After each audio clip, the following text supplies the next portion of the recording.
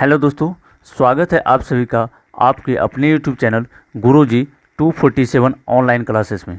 दोस्तों, आज के इस वीडियो में हम लोग एनसीईआरटी गणित कक्षा 10 का पहला चैप्टर वास्तविक संख्या यानी कि रियल नंबर का एक्सरसाइज 1.3 के प्रश्न संख्या 1, 2, 3 को सॉल्व करेंगे, जो कि वास्तविक संख्या का 5वां वीडियो होगा। ठीक है दोस्तों, जो कि वास्तविक संख्या का पार्ट 5 वीडियो होगा। लेकिन इससे पहले आप लोगों को ये कहना चाहूँगा कि अगर यदि आप अभी तक वास्तविक संख्या के part 1, part 2, part 3, part 4 video नहीं देखे हैं तो आप चैनल के प्लेलिस्ट में जाकर के वीडियो देख लें। अन्यथा मैं इस वीडियो के डिस्क्रिप्शन बॉक्स में उसका लिंक दे दूँगा, वहाँ पर भी जाकर के आप वीडियो को देख सकते हैं। ठीक है दोस्तों, तो चलिए शुरू करते हैं। लेकिन वीडियो शुरू करने से पहले आप लोगों को एक छोटा सा रिक्वेस्ट करना चाहूँगा कि अगर यदि आप इस चैनल पर नए आए हैं तो चैनल को सब्सक्राइब कर लें, घंटी के निशान को दबा दें और वीडियो पसंद आने पर वीडियो को लाइक कर लें, ज़्यादा से ज़्यादा दोस्तों को शेयर करें। ठीक है दोस्तों, अगर यदि आपके मन में भी किसी तरह का सवाल हो तो आप कमेंट बॉक्स पर अपना सवाल को ज़रूर कमेंट करें। ठीक है, और ये भी बताएं कि आप बिहार के किस ज़िले से वीडियो को देख रहे हैं। ठीक है दोस्तों, तो चलिए वीडियो को शुरू करते हैं। चलिए, एक्सरसाइज 1.3 में पहला प्रश्न कह रहा है कि सिद्ध कीजिए कि √5 एक अपरिमेय संख्या है। क्या सिद्ध करना है? एक अपरिमेय संख्या सिद्ध करना है। ठीक है दोस्तों, लेकिन इससे पहले आप लोगों को ये कहना चाहूँगा कि पार्ट 1 वीडियो में आप लोगों को जानकारी दिया गया था कि परिमेय संख्या क्या होता है और अपरिमेय संख्या क्या होता है। अगर यदि वो वीडियो नहीं देखा तो सबसे पहले वो वीडियो को देख लें। ठीक है दोस्तों, तो इसमें देखिए कि परिमेय संख्या का क्या डिफिनेशन होता है। परिमेय संख्या का डिफिनेशन होता है कि वो ऐसी संख्या जिसे P/Q के रूप में लिखा जा सके। वैसी संख्या जिसे क्या करेंगे, P/Q के रूप में लिखा जा सके, तभी वो क्या होगा, परिमेय संख्या होगा। जहाँ पर Q is not equal to 0, मतलब Q जो है 0 के बराबर नहीं होगा। ठीक है दोस्तों, अब उसी तरह अपरिमेय संख्या का जो डिफिनेशन होगा वो जस्ट परिमेय संख्या का क्या हो जाएगा, उल्टा हो जाएगा। तो अपरिमेय संख्या का डिफिनेशन क्या होगा, वैसी संख्या जिसे P/Q के रूप में नहीं लिखा जा सके, है ना। वैसी संख्या जिसे P/Q के रूप में नहीं लिखा जा सके उसे क्या कहेंगे, अपरिमेय संख्या होगा। चलिए क्वेश्चन में आ जाते हैं। क्वेश्चन कह रहा है कि सिद्ध कीजिए कि √5 एक अपरिमेय संख्या है। तो जस्ट इसका क्या करेंगे कि इसका उल्टा मान लेंगे कि परिमेय संख्या मान लेंगे उसको, है ना। देखिए हल में क्या किया गया है, माना √5 एक क्या है, परिमेय संख्या है। जब √5 को एक परिमेय संख्या मान लेंगे तो क्या होगा कि √5 बराबर P/Q हो जाएगा। चूँकि परिमेय संख्या को P/Q के रूप में लिख सकते हैं ना। उसी तरह चलिए, जहाँ पर Q is not equal to 0 होगा और P तथा Q क्या हो जाएगा, स्वअभाज्य संख्या होगा। अब बात रहा कि यहाँ स्वअभाज्य संख्या क्या होता है। स्वअभाज्य संख्या का भी डिफिनेशन पार्ट 1 वीडियो में दे दिया गया, वहाँ पर भी जाके आप इसको क्लियर कर सकते हैं। लेकिन फिर भी मैं एक झलक इसका दे देता हूँ कि स्वअभाज्य संख्या होता आखिर क्या है। कि वैसी दो संख्या जिसका HCF क्या होगा, 1 होगा, यानी कि उनके बीच का गुणनखंड 1 होगा। ठीक है दोस्तों, वो संख्या किसी से नहीं कटेगा, समझ रहे हैं।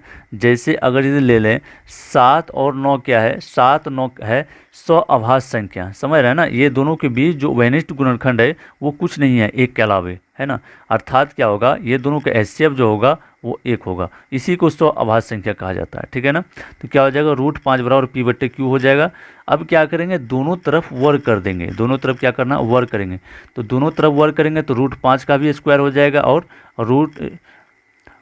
दोनों तरफ वर्ग करेंगे तो √5 का भी स्क्वायर हो जाएगा। उसके बाद बराबर में P/Q का भी होल स्क्वायर हो जाएगा। ठीक है दोस्तों, तो चलिए जब √5 के स्क्वायर करेंगे तो वो स्क्वायर में क्या हो जाता है, रूट हट जाता है, तो क्या बचेगा, सिर्फ 5 बचेगा। इतना आप लोग को मालूम होना चाहिए कि जब √5 या किसी भी रूट वाली संख्या को स्क्वायर किया जाता है तो वहाँ से रूट कैंसिल हो जाता है, यानी कि रूट हट जाता है, तो सिर्फ संख्या बचता है ना। तो इसीलिए यहाँ पर क्या होगा, सिर्फ 5 बचेगा।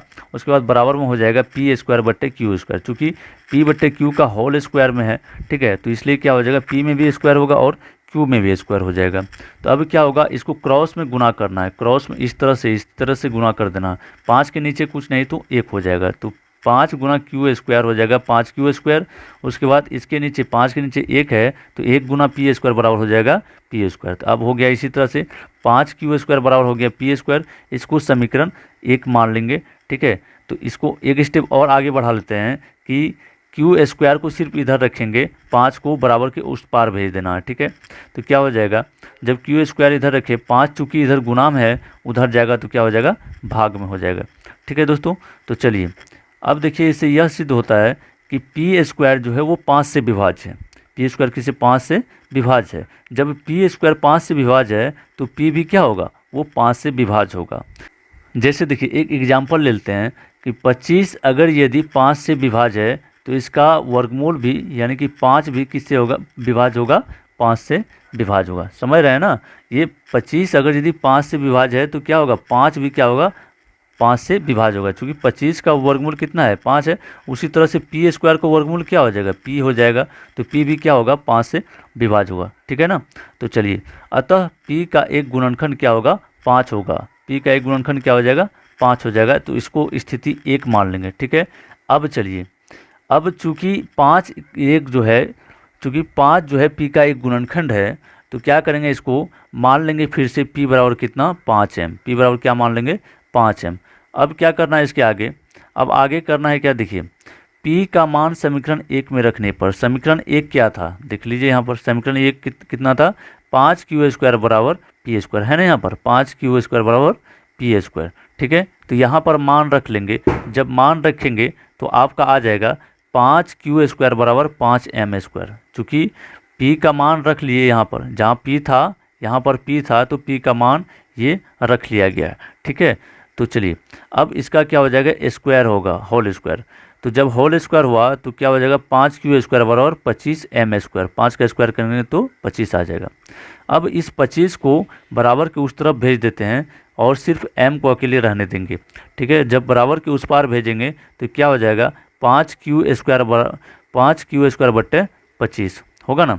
अब इस 5 से नीचे वाली 25 जो है विभाज्य है, कितने बार में कटेगा, 5 बार में। 25 होता है ना। अब क्या बचेगा कि q स्क्वायर बट्टे 5 बराबर m स्क्वायर। अब देखिए इस स्थिति में भी, स्थिति 2 में भी इसको क्या करेंगे, स्थिति 2 मान लेते हैं। स्थिति 2 में भी क्या होता है कि q स्क्वायर जो है 5 से विभाज्य है।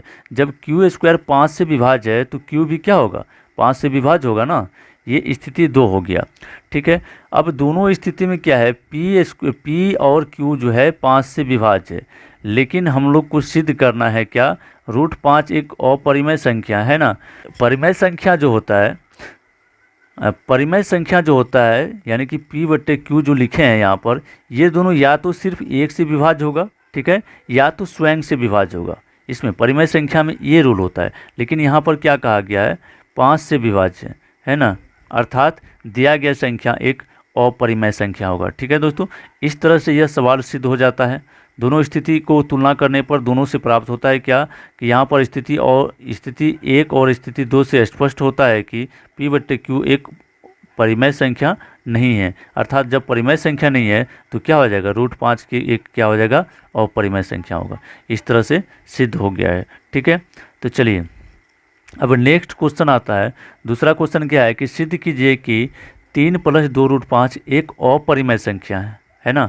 3 + 2√5 क्या है, एक अपरिमेय संख्या है। तो इसमें भी उल्टा मान लेंगे, जस्ट उल्टा मान लेना है हम लोग को। परिमेय के उल्टा क्या हो जाएगा, अपरिमेय के उल्टा क्या हो जाएगा, परिमेय हो जाएगा। तो इसमें क्या करेंगे, माना 3 + 2√5 एक क्या है, परिमेय संख्या है, मान लिए।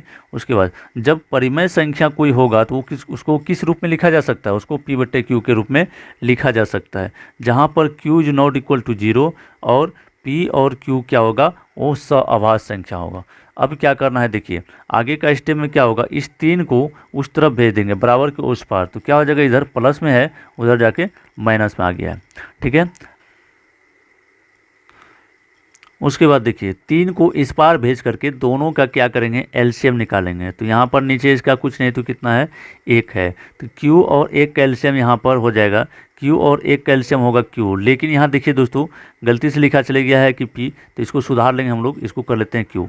दोनों का एलसीएम कितना आ गया, q आ गया। जब q एलसीएम आया तो क्या हो जाएगा, तो p - 3q बट्टे यहाँ पर जो है 2q हो जाएगा। चूँकि 2 जो है इस पार में, 2 को उस पार भेज दिया गया है ना, बराबर के उस पार। तो अब देखिए यहाँ पर √5 अकेले प्राप्त हो गया, √5 बराबर p - 3। यहाँ पर देखिए कि √5 अकेले प्राप्त हो गया, तो √5 बराबर हो जाएगा p - 3q बट्टे 2q। तो अभी तुरंत जस्ट हम लोग सिद्ध किए थे कि रूट 5 एक क्या है, अपरिमेय संख्या है। तो यहाँ पर लिख देंगे कि यहाँ पर तो यहाँ पर लिख दें कि हम लोग जानते हैं कि रूट 5 एक क्या है, अपरिमेय संख्या है। तो p-3q/2q भी क्या होगा, एक अपरिमेय संख्या होगा। अर्थात 3 + 2 रूट 5 क्या होगा, एक अपरिमेय संख्या है ना, क्या हो जाएगा, एक अपरिमेय संख्या हो गया। इस तरह से प्रूव हो जाता है। तो चलिए अब नेक्स्ट क्वेश्चन देखते हैं। तीसरा क्वेश्चन में 3 का एक क्वेश्चन कह रहा है कि सिद्ध कीजिए कि 1/√2 भी क्या है, एक अपरिमेय संख्या। तो इसमें भी जस्ट क्या करेंगे, उल्टा मान लेंगे। क्या करेंगे, जस्ट हम लोग को उल्टा मान लेना है। उल्टा कहने का मतलब क्या हुआ कि अगर परिमेय संख्या सिद्ध करने के लिए कह रहा है तो उसको मानेंगे कि माना 1/√2 एक परिमेय संख्या है। जब 1/√2 परिमेय संख्या है तो इसको लिख सकते हैं 1/2 बराबर p/q, चूँकि परिमेय संख्या जो होता है वो p/q के रूप में होता है। ठीक है ना। अब देखिए 1/√2 को क्या करेंगे, इसका हर का परिमेयकरण कर देंगे। हर कितना है, √2 है। तो जब √2 का परिमेयकरण करेंगे अर्थात √2 को अंश और हर के रूप में, गुणा के रूप में लिखेंगे, है ना। यहाँ पर देखिए परिमेयकरण किया गया है। जब परिमेयकरण किया गया तो ये हो गया भिन्न के गुणा के रूप में दिख रहा है। तो भिन्न का गुणा का क्या रोल होता है, ऊपर वाले को ऊपर वाले से गुणा करते हैं और नीचे वाले को नीचे वाले से गुणा करते हैं। तो 1 × √2 क्या हो जाएगा, √2 हो जाएगा। उसके बाद √2 × √2 क्या हो जाएगा, 2 हो जाएगा। ठीक है। उसके बाद √2/2 बराबर क्या हो गया, p/q। ठीक है, p/q हो गया। चलिए अब अकेले इसको क्या करेंगे, √2 को इधर रखेंगे और इस नीचे वाले 2 को उस पार भेज देंगे, बराबर के उस पार। इस 2 को क्या करेंगे, उस पार भेज देंगे। जैसे यहाँ देखिए ना, है ना, 2 को बराबर के उस पार भेजेंगे। जब 2 को बराबर के उस पार भेजेंगे तो क्या हो जाएगा, इधर बट्टे में है, उधर जाएगा तो गुना में चले जाएगा। चूंकि इधर भाग में है, उधर जाएगा तो गुना में। अब देखिए यहाँ पर p और q पूर्णांक है ना। p और q क्या है, पूर्णांक है। इसलिए 2p/q एक परिमेय संख्या होगा। क्या हो जाएगा, परिमेय। ये जो है परिमेय संख्या होगा। लेकिन हम लोग को इतना पता है कि √2 क्या होता है, एक अपरिमेय संख्या होता है। ठीक है। अतः इस तथ्य से स्पष्ट होता है कि 1/√2 एक क्या है, अपरिमेय संख्या है। तो इस तरह से यह सवाल प्रूव हो गया। ठीक है। तो चलिए अब नेक्स्ट क्वेश्चन क्या है। नेक्स्ट क्वेश्चन है कि 7√5 एक अपरिमेय संख्या है, इसको सिद्ध कीजिए। इसको सिद्ध करना है कि क्या है, 7√5 एक अपरिमेय संख्या है। तो इसमें भी जस्ट उसी तरह से कर लेंगे, उल्टा मान लेंगे कि माना 7√5 एक परिमेय संख्या है। ठीक है। जब परिमेय संख्या हो जाएगा तो इसको p/q के रूप में लिख सकते हैं। तो वहाँ पर लिखा गया है, देखिए p/q। तो अब क्या होगा कि इस 7 को बराबर के उस पार भेज रहे हैं। तो बराबर के उस पार जब भेजेंगे तो इधर गुणा में है, उधर जाएगा तो किस में आ जाएगा, भाग में आ जाएगा। तो हम लोग को मालूम इतना तो है कि √5 एक क्या है, एक अपरिमेय संख्या है। तो चलिए यहाँ पर लिख लेंगे, थोड़ा सा कुछ लिखना पड़ता है, इतना लिख देंगे। ठीक है। तो यहाँ पर p और q क्या है, एक पूर्णांक संख्या है। इसलिए p/7q एक परिमेय संख्या होगी। लेकिन हम लोग को पता है कि √5 एक क्या है, अपरिमेय संख्या है। अतः इस तथ्य से स्पष्ट होता है कि, इस तथ्य से प्राप्त होता है कि 7√5 एक क्या है, एक अपरिमेय संख्या है। ठीक है दोस्तों। तो चलिए अब नेक्स्ट क्वेश्चन यानी कि तीसरा प्रश्न 3 का 3 नंबर में देखिए क्या कह रहा है कि इसमें भी कह रहा है कि सिद्ध कीजिए कि 6 + √5 कितना है। तो इसमें भी देखिए, इसमें कह रहा है कि 6 + √5 एक अपरिमेय संख्या है, इसको सिद्ध करना है। तो चलिए, तो इसमें भी जस्ट उसी का उल्टा मान लेंगे। अपरिमेय सिद्ध करने के लिए कह रहा है तो इसको उल्टा मान लेंगे, क्या होगा, 6 + √5 एक परिमेय संख्या होगा, है ना। उसके बाद 6 + √5 एक जब परिमेय संख्या हो जाएगा तो इसको क्या, किस रूप में लिखा जा सकता है, इसको p/q के रूप में लिखा जा सकता है। जहाँ पर q बराबर नॉट 0 है ना, q 0 के बराबर नहीं होगा और p तथा q क्या हो जाएगा, ये स्वाभाज्य संख्या होगा। ठीक है।